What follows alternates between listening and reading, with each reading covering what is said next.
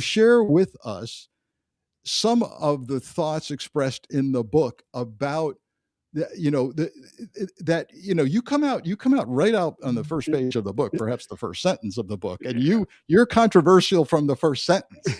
And tell us about the first sentence of your book and how it's been received or not received around the book circuit. Yeah, I remember when I wrote it, I got up and started pacing and asking myself the question, what are you doing? In some ways, I was kind of bearing witness to my own experience. I write, I do not love America, never have, especially now. And what I was trying to do in that moment, Frank, is kind of hold off the idolatry of the state.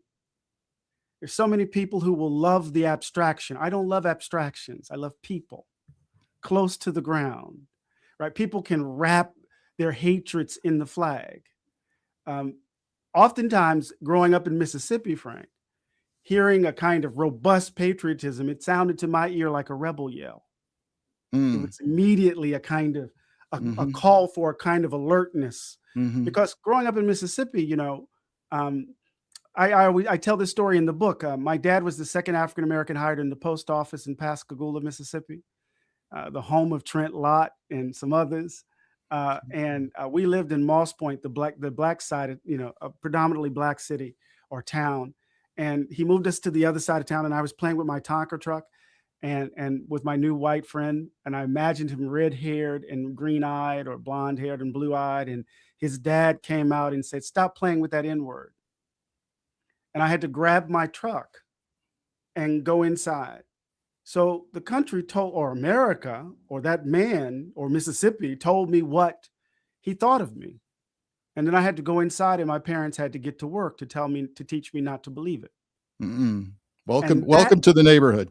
Yeah, that division gave me a particular kind of vantage point, a way of seeing the country.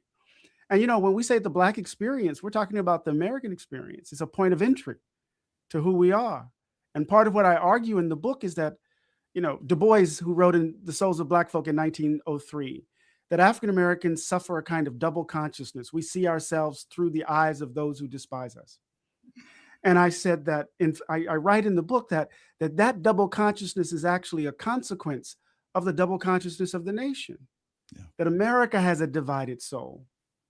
Yeah. It imagines itself at once as a beacon of freedom and as a white republic. And you can't hold those two things together without contradiction, without depositing a kind of madness at the heart of the country, a madness that we relive in cycles because we won't resolve it. You talk about reliving in cycles. I think so many of us tend to live in the moment, and we tend to think that whatever we're going through now is unprecedented. We've never seen it before. And I think there are aspects of that perhaps right now for sure. But tell us, from the lens of history, where we've seen this division before. You've referenced the bicentennial time and what the nation was going through. Have there been moments in our American history where we have felt, or so many of us have felt, this disconnect between what's happening and what the ideals and values are supposed to be? I think in so many ways our current moment is familiar and wholly unprecedented. And I think what's different about it, Frank, and you can help me with this, is that the traditional divisions carry in tow a deep suspicion about democratic institutions, a kind of rejection of democracy as such, not a claim of possession of the country to the exclusion of others, but the illiberal tendencies of the country have overwhelmed democratic institutions in our current moment. And that generates a level of crisis that I think we haven't seen before. But I do believe this, though. This is the echo. In 1876, right after the carnage, this is the first national ritual after the carnage of the Civil War. Reconstruction is collapsing around us. We see the violence in Colfax, Louisiana. We see it in Vicksburg. We see it in Vicksburg, Mississippi, Hamburg, South Carolina. Wilmington, North Carolina in 1898 wasn't the only coup that happened in the South. It was happening all over the South as former Confederates seized power, as the Union was beginning to retreat, or release their control over the southern states, or the states, the traitors, as it were. But at the Philadelphia Exposition, Frederick Douglass was invited to attend. He was invited to sit on the dais with President Grant. A police officer in Philadelphia, he showed him his ticket as he was trying to enter. He said, "There's no way an N-word could be on the dais with the president." And then he was allowed finally to come in, but they wouldn't let him speak. They had to silence Black folk. In 1926, at the 150th anniversary, the Klan, this is usually we talk about the 1920s, Frank, as the Jazz Age, but it's really the decade of the Klan.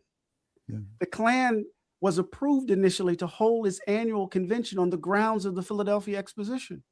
They were going to celebrate the flag and burn a cross at the same time.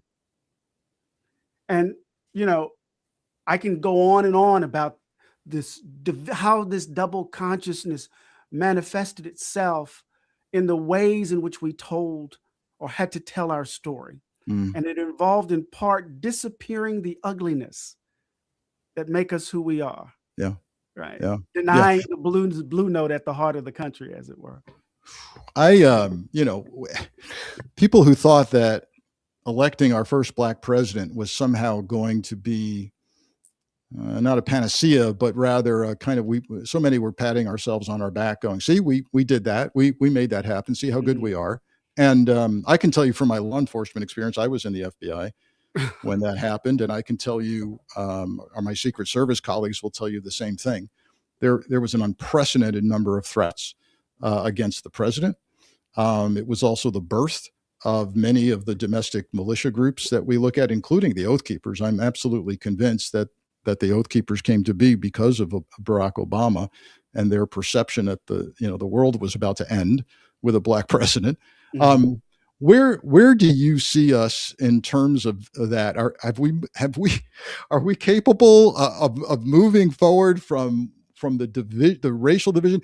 Over the weekend, I kept seeing the reports of what's going on in Michigan and the governor race and what Trump is saying about El Sayed and the tropes and the memes that are out there and poking hatred at his wife, who wears more traditional garb. Where are we since Barack Obama? Well, the ugly underbelly of the country is in full view. There is a sense in which, for a while there, the social science data was overstated, saying that, America at a certain point would become a majority minority nation. Those demographic shifts, of course, ignited all sorts of anxieties and panic. Barack Obama's election consolidated that panic. You get the Tea Party, you get the Oath Keepers. We saw the rise in white supremacist organizations across. You saw it up close. And this is what's really striking, is that at the time that it was happening, people were saying this was economically driven, that this was a sense that folk were feeling a sense of being left out. They weren't tracking, at least in the public discourse, how deeply racialized, how deeply racist some of this stuff was. And you can see it happening in our current moment, Frank, because the way in which people are responding, say, for example, to DSA, Democratic Socialists of America, and what they're doing is likening it to the Tea Party. The Democrats are experiencing their Tea Party moment.